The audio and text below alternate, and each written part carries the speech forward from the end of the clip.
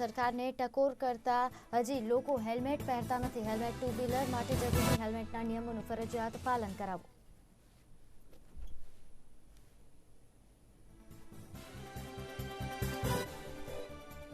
સાબરકાંઠા અરવલ્લી જિલ્લાના પશુપાલકો માટે ખુશીના સમાચાર। સાબર ડેરીએ દૂધના ભાવમાં પ્રતિ કિલો ફેટે કરાયો 20 રૂપિયાનો વધારો। અમદાવાદમાં આજથી તમામ અર્બન હેલ્થ સેન્ટરો પર વેક્સિનેશન શરૂ। સરકાર તરફથી આપવામાં આવ્યો કોવિશિલ્ડ અને કોવેક્સિનનો જથ્થો।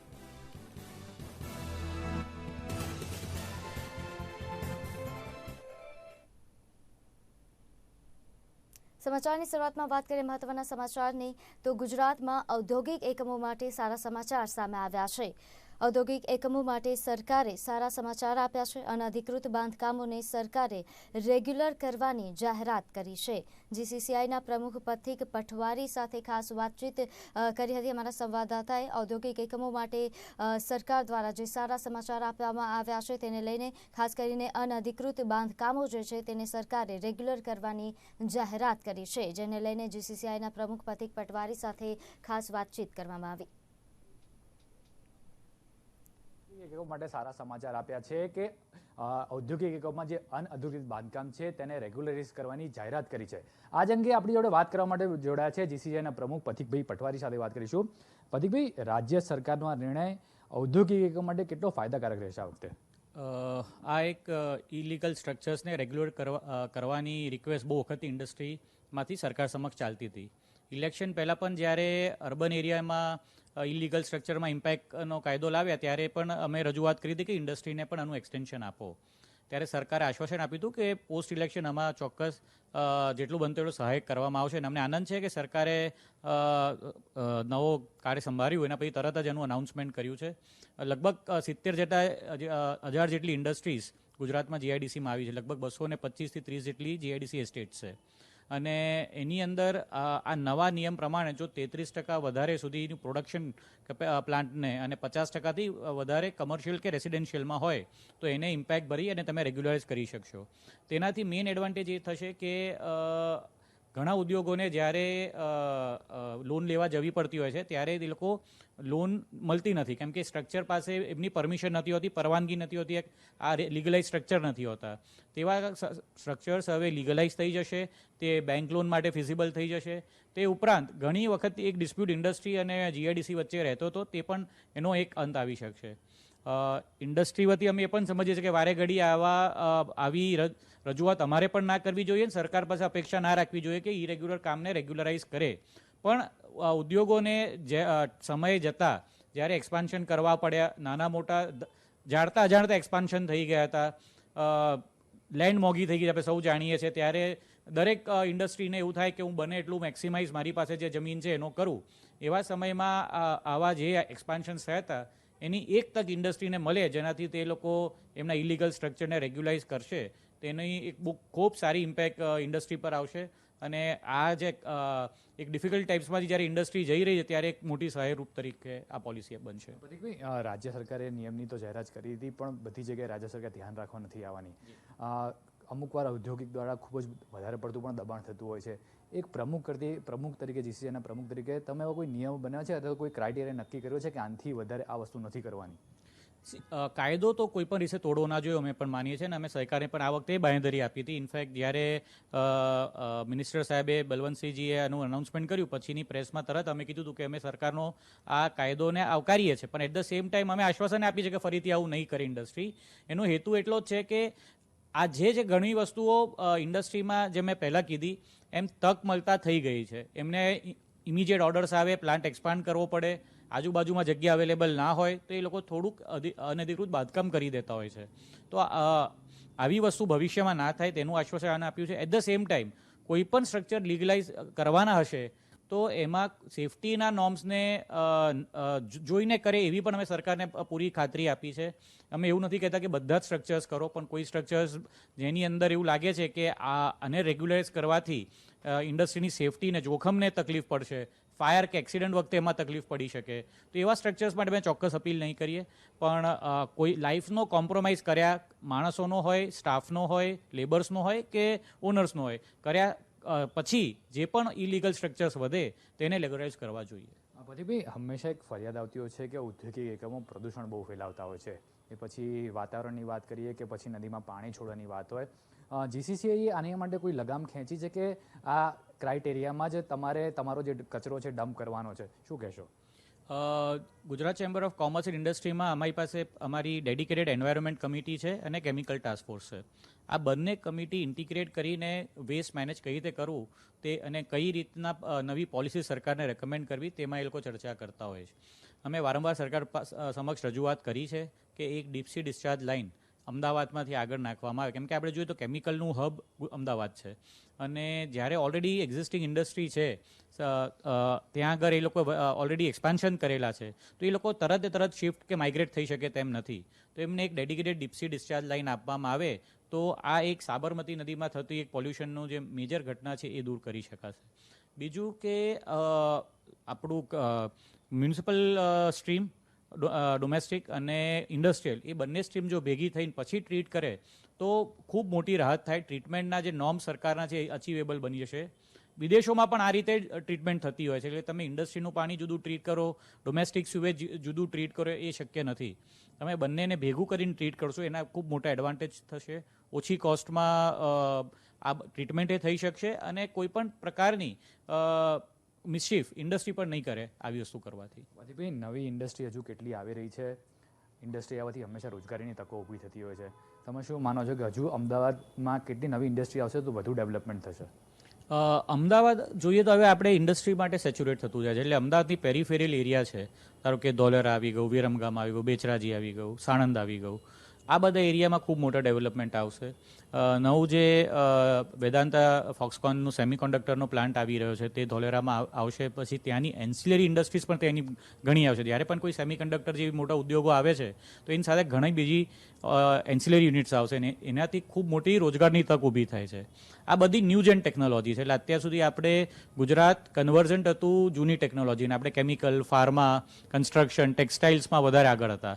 હવે આ એક ન્યૂ એજ ટેકનોલોજી તરફ જઈએ ત્યારે આપણા કમ્પ્યુટર્સ અને આઈટી અને ઇલેક્ટ્રોનિક ક્ષેત્રે ભણેલા છોકરાઓ માટે ખૂબ મોટી એમ્પ્લોયમેન્ટની તક ઊભી થશે. તે ઉપરાંત ડિફેન્સમાં ખૂબ મોટું ઇન્વેસ્ટમેન્ટ્સ આવી રહ્યું છે. અગેન એક ન્યૂ ઇકોનોમી છે ગુજરાત માટે, પણ એમાં પણ ખૂબ વધારે તક છે. આપણું એમએસએમઈ ગુજરાતમાં લગભગ દેશનું 40% એમએસએમઈ ગુજરાતમાં જ્યારે આવતું હોય ત્યારે એ એમએસએમઈને આ તક મળશે તે તેમના માટે ખૂબ મોટી ઓપોર્ચ્યુનિટી છે. ગવર્મેન્ટ પણ અમે જોઈએ છે અવારનવાર એક ટેકનોલોજી ટ્રાન્સફરના પ્રોગ્રામ્સ કરી રહી છે. અમે હમણાં જ department of science and technology સાથે ખૂબ મોટો સરસ પ્રોગ્રામ કર્યો, જેની અંદર સરકાર તેમની ટેકનોલોજી જે ડેવલપ કરેલી છે એ ફ્રીમાં આપવા તૈયાર છે. ઇન્ડસ્ટ્રીને એબ્ઝોર્બ કરીને ખાલી પ્રોડક્શન કરવાનું છે. તો આવા જ્યારે સિમ્બાયોસિસ ઇન્ડસ્ટ્રી અને ગવર્મેન્ટની પોલિસીસનું થશે તો ખૂબ મોટું ઇન્ડસ્ટ્રીયલાઇઝેશન થશે ગુજરાતમાં અને એનાથી એમ્પ્લોયમેન્ટની પણ ખૂબ મોટી તક ઊભી થવાની છે. તો ચોક્કસથી જે અમદાવાદ શહેર છે સ્માર્ટ તો બની રહ્યું છે, પરંતુ સાથે સાથે નવી ઇન્ડસ્ટ્રીઓ આવશે તો રોજગારીની તકો પણ ઊભી થશે. જેમ પથિક પટવારીએ જે કીધું એ કે પ્રદૂષણ રોકવાનો મહત્તમ ઔદ્યોગિક એકમો પ્રયત્ન કરી રહ્યા છે. માત્ર ઔદ્યોગિક એકમોનો જ આ ફરજ નથી કે પ્રદૂષણ ન ફેલાવે, પરંતુ એક નાગરિક તરીકે આપણીમાં જ ખૂબ મોટી ફરજ છે કે આપણે આપણા દ્વારા જે પ્રદૂષણ થતું હોય હંમેશા અટકાવવું જોઈએ. કેમેરામેન કૌશિક પરમાર સાથે મયદીપસિંહ રાઠોડ. આગળ વાત કરીએ એક મહત્વના સમાચાર અમદાવાદથી સામે આવી રહ્યા છે. અમદાવાદમાં જર્મન ટીએમએક્સ કંપની પર આઈટી દ્વારા દરોડા પાડવામાં આવે છે. આવ્યા છે. નોંધનીય છે કે આજે અમદાવાદમાં ડીલરને ત્યાં પણ દરોડા પાડવામાં આવ્યા છે. જર્મન ટીએમએક્સનો કચ્છ અને વિરમગામમાં પણ પ્લાન્ટ આવેલો છે. આ કંપનીમાં આઈટી દ્વારા દરોડા પાડવામાં આવ્યા છે. અમદાવાદના ડીલરને ત્યાં પણ આઈટી દ્વારા દરોડા પાડવામાં આવ્યા. જર્મન ટીએમએક્સનો કચ્છ અને વિરમગામમાં પણ પ્લાન્ટ આવેલો છે. નોંધનીય છે કે અમદાવાદ ખાતે આવેલી જે જર્મન ટીએમએક્સ કંપની છે ત્યાં આઈટીના દરોડા જે છે તે પાડ્યા હોવાનું સામે આવ્યું છે. જેમાં ખાસ કરીને જો વાત કરવામાં આવે અમદાવાદમાં ડીલરને ત્યાં પણ દરોડા પાડ્યા છે. સાથે જર્મન ટીએમએક્સનો કચ્છ અને વિરમગામમાં પણ પ્લાન્ટ છે. મળતી માહિતી મુજબ આજે સવારથી જર્મન ટીએમએક્સ કંપનીમાં આઈટી દ્વારા દરોડા પાડવામાં આવ્યા છે. જી પિના, તમે બિલકુલથી માહિતી દીધું. માત્ર જર્મન ડી સ્ટીલ જ નહીં પરંતુ અમદાવાદમાં જેટલી સ્ટીલ કંપનીઝ આવેલી છે ત્યાં અત્યારે આઈટીના દરોડા ચાલી રહ્યા છે. તમને સીધા દ્રશ્યો બતાવવા માંગીશ કે અત્યારે પાલડી વિસ્તારમાં કોચરાબાસાની સામે એસિલિનો ધ હોટલ આવેલી છે. કહેવાય છે કે જર્મન સ્ટીલના પાર્ટનરની હોટલ છે. ત્યાં આઈટી વિભાગનું સર્ચ ઓપરેશન અત્યારે ચાલી રહ્યું છે. માત્ર આ જગ્યાએ જ નહીં, પરંતુ એની બીજી વધારે હજુ 6 ફર્મ છે. 6 ફર્મની જગ્યાએ એક સાથે દરોડા પડ્યા છે. ગઈકાલ મોડી રાતથી આ દરોડા શરૂ થઈ ગયા છે. જો વાત કરવામાં આવે તો ગુજરાત રાજ્યમાં અત્યારે 18થી વધુ જગ્યાએ સર્ચ ઓપરેશન ચાલી રહ્યું છે ઇન્કમટેક્સનું. તો ચોક્કસથી કહી શકાય કે સ્ટીલ કંપનીઓ ઉપર હવે આઈટીની તવાઈ આવી છે. ગઈકાલ રાતથી જ મોડી રાતથી જે વાત કરવામાં આવે તો આઈટીની જે ટીમો હતી અહીં સક્રિય થઈ ગઈ હતી ને ગુજરાતમાં અલગ અલગ 18 જગ્યાએ દરોડા પાડ્યા છે. ખાસ કરીને જો અમદાવાદ વિસ્તારની જો વાત કરાવતા હોય તો અમદાવાદ વિસ્તારમાં જર્મન સ્ટીલ કંપનીની 6થી વધુ ફર્મો છે અલગ અલગ જગ્યાએ. તો તમામ જગ્યાએ એક સાથે સર્ચ ઓપરેશન શરૂ કરી દેવામાં આવ્યું છે. આઈટી વિભાગના દરોડા પડ્યા છે. તો ચોક્કસથી કહી શકાય કે આઈટી વિભાગ ફરી એકવાર સક્રિય થઈ ગયું છે અને ઇન્કમટેક્સની વિભાગ દ્વારા અલગ અલગ જગ્યાએ સર્ચ ઓપરેશન કરે છે. તો આ વખતની જો વાત કરવામાં આવે તો આ વખતે જે જર્મન સ્ટીલ કંપની છે ને બીજી અન્ય જે સ્ટીલની કંપનીઓ અમદાવાદમાં આવેલી છે, જે ગુજરાત બેઝની કંપનીઓ છે, ત્યાં અત્યારે આઈટી વિભાગનું સર્ચ ઓપરેશન ચાલુ છે. 100થી વધુ કર્મચારીઓ અત્યારે આ આઈટી વિભાગના સર્ચ ઓપરેશનમાં જોડાયેલા છે. ગઈકાલે રાત્રે મોડી 2:30 વાગ્યાથી આ સર્ચ ઓપરેશન છે શરૂ કરી દેવામાં આવ્યું છે. જર્મન સ્ટીલ કંપની લગભગ 6થી વધુ ફર્મો છે. એ ફર્મ અહીં અમદાવાદમાં આવેલી છે. ત્યાં આ જગ્યાએ દરોડા પડ્યા છે. અત્યારે જે મેં તમને હોટલ બતાવી, કહેવાય રહ્યું છે કે જર્મન સ્ટીલ કંપનીના જે પાર્ટનર છે, પાર્ટનરની હોટલ છે, તો પાર્ટનરની હોટલ પર પણ અત્યારે સર્ચ ઓપરેશન શરૂ છે. આઈટી વિભાગના દરોડા હંમેશા ગુજરાતમાં તો ચાલુ જ રહ્યા છે. ખાસ કરીને જો વાત કરવામાં આવે તો અલગ અલગ એકમો પર પડ્યા છે. ગઈ વખતની જો વાત કરવામાં આવે તો કેમિકલ ઇન્ડસ્ટ્રીઝને પણ અમને ત્યાં સર્ચ ઓપરેશન થયું હતું. તો આ વખતે સ્ટીલની જેટલી કંપનીઓ આવેલી છે ત્યાં અત્યારે આઈટી વિભાગનું અલગ અલગ સર્ચ ઓપરેશન ચાલી રહ્યું છે.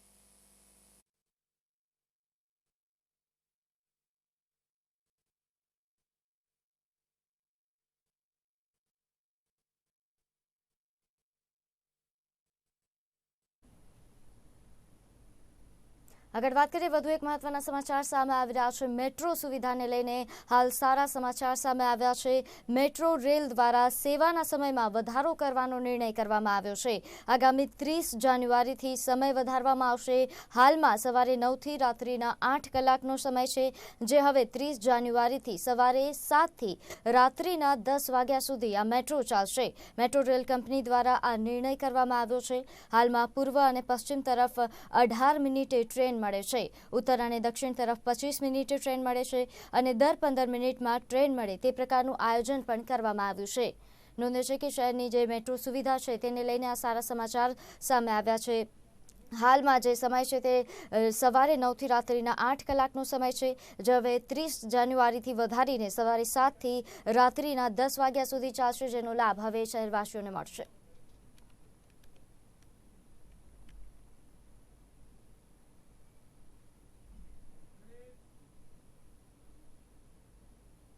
સમાચારમાં આગળ વાત કરીએ. ગુજરાત વિધાનસભાની ચૂંટણીમાં મળેલી દેશભરના કાર્યકરો માટે ઉત્સાહ, પ્રેરણા અને ઉર્જાનો સ્ત્રોત છે. ત્યારે ભાજપની મળેલી બેઠકમાં 2022માં ભાજપની ઐતિહાસિક જીતને ટાંકીને કેન્દ્રીય ગૃહમંત્રી અમિત શાહે કહ્યું કે વિધાનસભાની ચૂંટણીના પરિણામો ગુજરાત પાર્ટીનો ગઢ હોવાનો પુરાવો છે. જ્યારે આ ચૂંટણીમાં અનેક નવા પક્ષો આવ્યા, અલગ અલગ દાવાઓ અને બાહેંધરી આપી, પરંતુ પરિણામો પછી આ તમામ પક્ષોને બહારનો રસ્તો દેખાડવામાં આવ્યો છે અને આ જીત 2024ની લોકસભાની ચૂંટણી પર તેની સકારાત્મક અસર પડશે. ગુજરાતની જીતની અસર 2024ની લોકસભા પર થશે. લોકસભાની ચૂંટણી પર હકારાત્મક અસર પડશે તેવો દાવો કરવામાં આવ્યો છે.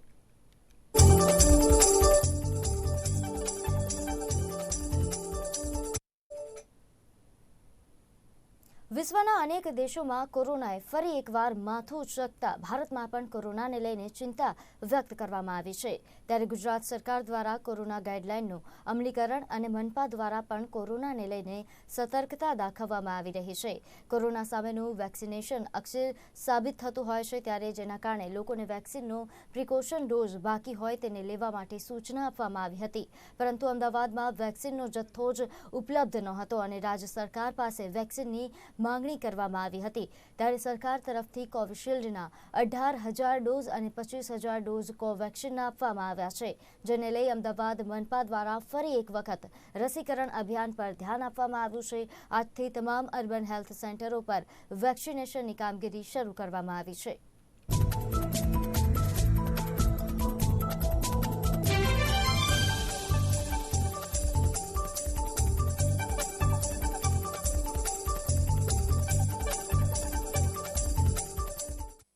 અમદાવાદ સહિત રાજ્યભરમાં હવે કોરોનાની જે વેક્સિન છે ફરીથી અલગ અલગ અર્બન હેલ્થ સેન્ટર ઉપર ચાલુ થઈ છે અને સાથે તમામ જે શહેરીજનોને જે પ્રિકોશન ડોઝ લેવાનો જે બાકી છે એટલે કે ત્રીજો ડોઝ લેવાનો બાકી છે તે વિવિધ અર્બન હેલ્થ સેન્ટર ઉપર જઈને લઈ શકે છે. કોવિશિલ્ડ તેમજ કોવેક્સિનની જે વાત કરવામાં આવે તો તમામ જે વેક્સિન છે બંને વેક્સિન તમામ સેન્ટરો ઉપર જોવા મળશે. ત્યારે આજે વહેલી સવારથી જે લોકો જે છે 9 વાગ્યાની આસપાસ અર્બન હેલ્થ સેન્ટર ઉપર અમદાવાદની જો વાત કરીએ તો અમદાવાદના તમામ એટલે કે લગભગ 48 થી 50 અર્બન હેલ્થ સેન્ટર ઉપર વેક્સિનનો ડોઝ અવેલેબલ છે અને સાથે જ જે પણ લોકોને હજુ પણ પ્રિકોશન ડોઝ લેવાનો બાકી છે તે ડોઝ લઈ શકે છે. કહી શકાય કે જે પ્રમાણે અગાઉ કોરોનાની વચ્ચે વાત કરવામાં આવે તો રાજ્ય સરકાર દ્વારા વિવિધ તૈયારીઓ કરવામાં આવી હતી અને ખાસ કરીને કોરોનાની દહેશત હતી અને ત્યારબાદ લોકો જે છે વેક્સિન લેવા પહોંચ્યા હતા, પરંતુ ત્યાંને જથ્થો ન હોતા ક્યાંક ને ક્યાંક લોકોમાં રોષ પણ જોવા મળ્યો હતો. પરંતુ હવે તમામ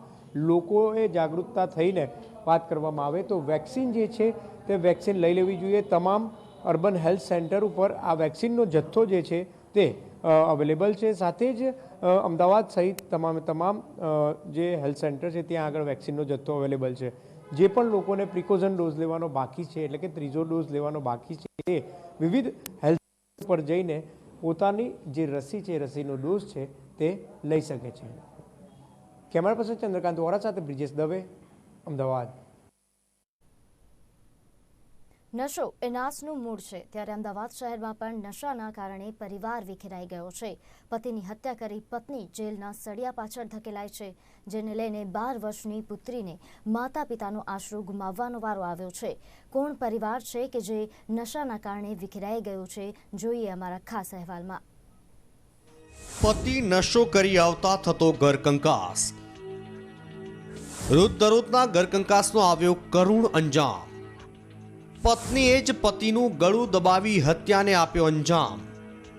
પરિવારજનોએ પુત્રવધૂને બચાવવા કર્યો પ્રયાસ. પુત્રનું કુદરતી મોત થયાનું પોલીસ સમક્ષ કર્યું રટણ. પોસ્ટમોર્ટમ રિપોર્ટમાં ખુલ્યું હત્યાનું કારણ. અમદાવાદ શહેરના પૂર્વ વિસ્તારમાં હત્યા લૂંટફાટની ઘટનાઓનો ગ્રાફ ઊંચો જતો જાય છે. પૂર્વ વિસ્તારના અમરાઈવાડી ખાતે આવેલ આશાપુરી નગર ખાતે હત્યાની ઘટના બનવા પામી હતી. ઉત્તરાયણના પર્વ લોકો પતંગ ચગાવવામાં મસ્ત હતા ત્યારે દીપક ઉર્ફે પિન્ટુ ચારણ દારૂનો નશો કરી આવવા પત્ની હેતલ સાથે મારઝૂડ કરવા લાગ્યો હતો. રોજિંદા ઘરકંકાસથી ત્રસ્ત થઈને પત્નીએ તેના પતિનું ગળું દબાવી હત્યા કરી નાખી. આવેશમાં આવીને હેતલે કરેલી હત્યા બાબતે સાસુ સસરાને પોતાનાથી મોટી ભૂલ થઈ હોવાનું જણાવ્યું હતું અને પુત્ર વધુને બચાવવા પરિવારજનોએ દીપકનું કુદરતી મૃત્યુ થયું હોવાનું રટણ કર્યું હતું. ગાંધીના ગુજરાતની અંદર દારૂબંધી છે, ત્યારે અમદાવાદ શહેરની અંદર બનેલી ઘટના છે તે આ દારૂબંધીના પોકળ દાવા છે તે સાબિત કરે છે. અમદાવાદ શહેરના અમરેવાડી વિસ્તારની અંદર જ એક પુત્રની હત્યા તેની જ પત્નીએ કરી. છેવટે માતાને તો પુત્ર ખોવાનો વારો આવ્યો અને તેની પુત્રવધુ છે તે પણ જેલના સળિયા પાછળ ધકેલાઈ. કોણ છે આ પરિવાર અને કોના લીધે આ પરિવાર બરબાદ થયો, આવો જોઈએ અમારા સ્પેશિયલ રિપોર્ટમાં. મારો દીકરો પીને આવ્યો હતો, એની જોડે માથાકૂટ કરતો હતો. મારા દીકરાને બહુ મારતો હતો, ઝપાઝપી થઈ. બહુ એનો બચાવ કરવા ખાતર આ પગલું ભૂલથી ભર્યું છે. મારી બહુ અમારા માટે સંસ્કારી ડાય સમજુ છે અને એક દીકરી છે, હાલ પ્રેગ્નન્ટ છે અને એની જે કાંઈ થયું તે એને ભૂલથી થયું છે અને એનો પોતાનો બચાવ કરવા ખાતર મારા દીકરાને ભૂલથી કર્યું છે. હું એક મા છું, મેં મારો દીકરો ગુમાવ્યો છે. મારો દીકરો એ બહુ સમજુ હતો, પણ કંઈક લુખા તત્વો એવા હતા જે મારા છોકરાને બહુ જ ભરમાતા હતા, દારૂ પીવડાવતા હતા અને આજુબાજુ દારૂના અડ્ડાઓ એટલા બધા છે કે આવા કંઈક દીકરાઓ ગુમાઈ ગયા છે, પણ હજી દારૂના અડ્ડા બંધ નથી થતા. મેં પણ મારો દીકરો ગુમાવ્યો છે. આજ મારી પુત્રવધુ પણ હું ના ગુમાય એના માટે હું મારા પુત્રવધુને જે કંઈ કહું છું તે સાચું કહું છું. મારા પુત્રવધુએ કોઈ મને નથી કર્યું. મારો પુત્ર બધું એનો બચાવ કરે. દારૂની લતે ચડાયેલા પુત્રને તો પરિવારજનો બચાવી ન શક્યા, પરંતુ પુત્રવધૂને બચાવવા પોલીસ સમક્ષ પુત્રનું કુદરતી મોત થયું હોવાનું રટણ કર્યું હતું. હાલ તો પોલીસે સમગ્ર બનાવને લઈને મૃતદેહનું પોસ્ટમોર્ટમ કરાવી પરિવારને સોંપ્યો હતો. ત્યારે પોસ્ટમોર્ટમ રિપોર્ટ આવતા પોલીસ પણ ચોંકી ઉઠી.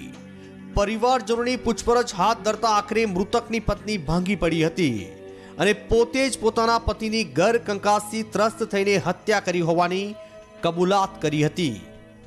અમરેવાડી પોલીસ સ્ટેશન વિસ્તારમાં ઉત્તરાયણના દિવસે એક વ્યક્તિને 108માં શિફ્ટ કરીને એલજી હોસ્પિટલ લઈ ગયેલા હતા અને ત્યાં આગળ એવી જાહેરાત આપવામાં આવેલી હતી કે તેનું ફિનાઇલ પીવાથી મૃત્યુ થયું છે, જેના આધારે શરૂઆતમાં એડી દાખલ કરવામાં આવેલી હતી. ત્યારબાદ ગઈકાલે એનું પોસ્ટમોર્ટમ કરતા પોસ્ટમોર્ટમ રિપોર્ટના અંતર એવું ખુલ્યું હતું કે તેનું ગળું દબાવવાથી મૃત્યુ થયેલ છે, જેના આધારે તેના પરિવારજનોને તેમજ શકમંદોની પૂછપરછ કરતા અંતે એવું ખુલેલું હતું કે જે મરણ જનાર છે દીપક ઉર્ફે પિન્ટુ, તેના જ પત્ની છે, તે જ એનું ગળું દબાવવાથી મૃત્યુ નિપજાવ્યું હતું. જેના આધારે મરણ જનારની માતાની ફરિયાદ લઈને હત્યાનો ગુનો દાખલ કરવામાં આવેલ છે.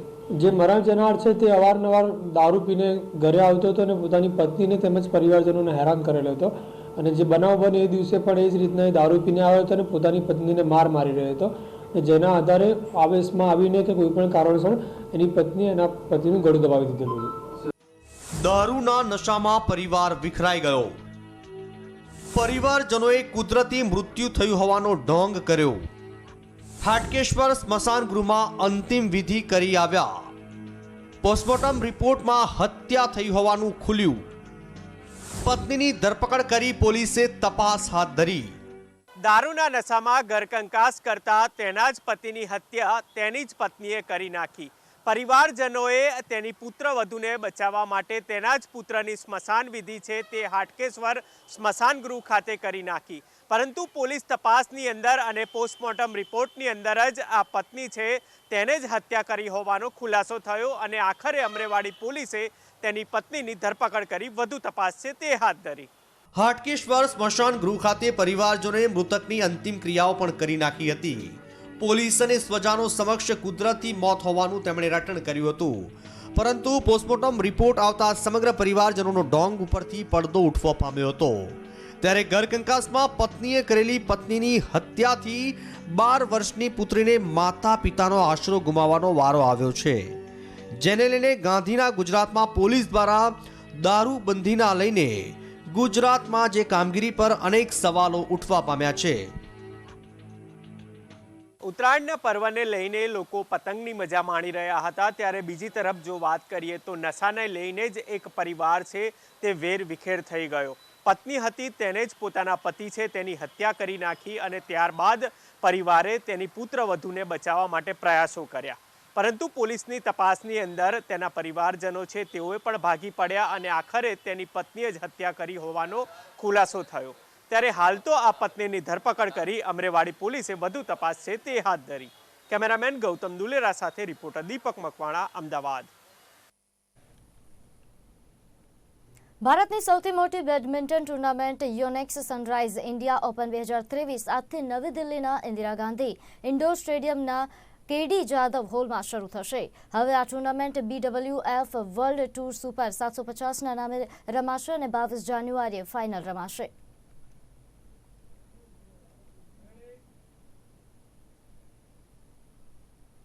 ઉત્તરીય ઠંડા પવનોને પગલે હાઈ ગાડી નાખતી ઠંડી જે છે તે પડતા લોકોને સિઝનની રેકોર્ડ બ્રેક ઠંડીનો અનુભવ થઈ રહ્યો છે. ત્યારે ગુજરાતમાં કડકડતી ઠંડીનું જોર યથાવત છે. રાજ્યના 14 શહેરમાં તાપમાન આજે 10 ડિગ્રીથી ઓછું નોંધાયું છે, તો રાજ્યના તમામ શહેરોમાં ઠંડીનો પારો 13 ડિગ્રીથી નીચે નોંધાયો છે. રાજ્યમાં કડકડતી ઠંડીથી લોકો ઠૂઠવાતા ઘરની બહાર નીકળવાનું ટાળી રહ્યા છે. આ વખતે અમદાવાદમાં સિઝનમાં ત્રીજી વખત ઠંડીનો પારો 10 ડિગ્રી નીચે પહોંચ્યો છે. અમદાવાદમાં આજે 7.6 ડિગ્રી તાપમાન નોંધાયું છે, જેના કારણે વહેલી સવારે લોકો તાપણાનો સહારો લેવા મજબૂર થયા છે. તો મોટાભાગના લોકો સૂર્યોદય બાદ સૂર્યના કિરણો આકરા બને એની રાહ જોઈ ઘરોમાં પુરાઈ રહેવા મજબૂર બન્યા છે. એવી જ રીતે સૂર્યાસ્તની સાથે લોકો ઘરોની બહાર નીકળવાનું પણ ટાળી રહ્યા છે. 15મી જાન્યુઆરી બાદ રાજ્યમાં કડકડતી ઠંડીને કારણે દરેક શહેરોનું લઘુત્તમ તાપમાન સિંગલ ડિજિટમાં આવી ગયું છે. તો બીજી બાજુ કચ્છમાં પવન વેગે ઠંડી વધતા રાજ્યના શીત મથક નલિયામાં તાપમાનનો પારો ગગડતા 2 ડિગ્રી તાપમાન નોંધાયું છે. પર્યટન સ્થળ માઉન્ટ આબુમાં તાપમાન -6 ડિગ્રી સુધી ગગડ્યું છે. ગુજરાતમાં હાડ થીજવતી ઠંડી યથાવત. ગુજરાતના 14 શહેરમાં તાપમાન 10 ડિગ્રીથી ઓછું. કચ્છ જિલ્લાનું નલિયા સૌથી ઠંડુ ગાર. નલિયામાં 2 ડિગ્રી તાપમાન નોંધાયું. અમદાવાદમાં રેકોર્ડ બ્રેક ઠંડીથી લોકો ઠૂંઠવાયા. અમદાવાદમાં 7.6 ડિગ્રી તાપમાન નોંધાયું.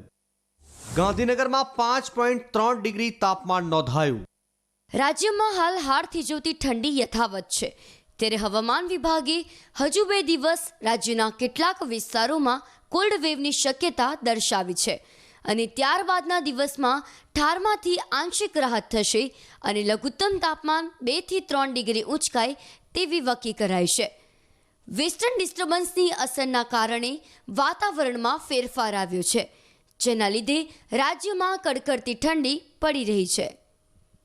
બ્યુરો રિપોર્ટ, નિર્માણ ન્યૂઝ. સમાચારોમાં હાલ બસ આટલું જ. વધુ સમાચારો માટે આપ જોતા રહો નિર્માણ ન્યૂઝ. નમસ્કાર.